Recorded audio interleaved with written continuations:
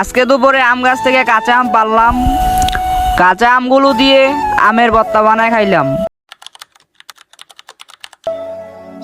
আসসালামু আলাইকুম, আশা করি সবাই ভালো আছেন। আলহামদুলিল্লাহ আমিও ভালো আছি। তো আজকের ব্লগটা হবে আমাদের আম গাছ থেকে আম পেড়ে আমি, আমার ছোট বোন এবং আমার ছোট ভাই সেই আমগুলো দিয়ে আমের ভর্তা বানিয়ে খাবো।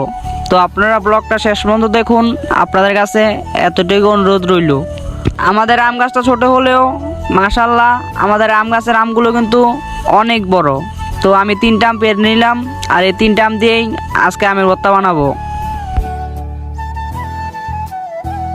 তো আমগুলোকে খুব সাবধানে কাটতেছি বটি দিয়ে, কখন জানি আমার হাত কেটে যায় সেই ভয়ে আছি। তো আপনাদের ব্লগ দেওয়ার জন্য এত কষ্ট করতেছি। তো যাই হোক, আপনাদের গ্রামের ভাষায় এটাকে কি বলা হয় অবশ্যই কমেন্ট বক্সে বলে যাবেন। আর আমাদের গ্রামের ভাষায় এটাকে বলা হয় বটি বা বটনি।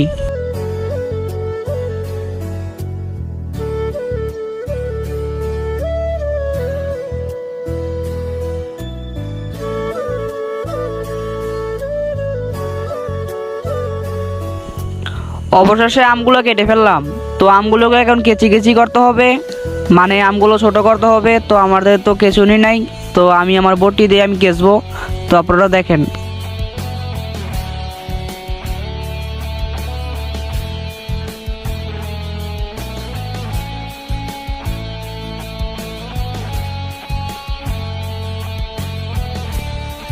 তো আমার আমগুলো কেচা শেষ।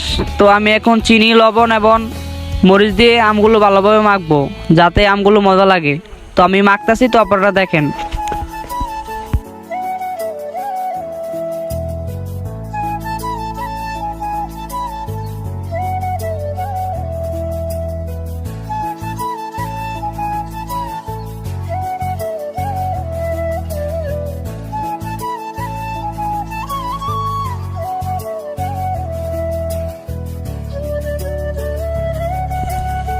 তো গাইজ, অবশেষে আমার আমের ভর্তা রেডি। তো এখন শুধু খাওয়ার পালা। তো ঘরে নিয়ে ভালোভাবে আমের ভর্তাগুলো সাবাই করতে হবে, কারণ ভাই অনেক কষ্ট করে আমের ভর্তা বানাইছি এই জীবনের ফার্স্ট টাইম। তা আবার মহিলা মানুষের মতন, মানে বটি দিয়ে কাইটটা বানাইছি। তো আপনারা তো দেখছেনই অনেক কষ্ট করছি। তো যাই হোক, তো এখন আমি, আমার ছোট ভাই এবং আমার কাকা মিল্লা এই ভর্তাগুলো খামু। তো আপনারা দেখেন, আর যদি আপনারা খাইতে চান অবশ্যই আপনার বিকাশ নাম্বারটা দিয়ে দেবেন, বিকাশ নাম্বারে ভর্তা ভাড়া দেবেন, ঠিক আছে? মজা হয়েছে না?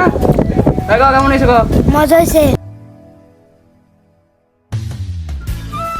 তো ভাইয়া বোন আপু, আশা করি ব্লগটা সবাই ভালো লাগছে। যদি ব্লগটা ভালো লাগে থাকে অবশ্যই আমার ফেসবুক পেজটা ফলো করে দিবেন, আর কথাবার্তা কোনো ভুল ভ্রান্তি হয়ে থাকলে অবশ্যই মাফ করে দিবেন।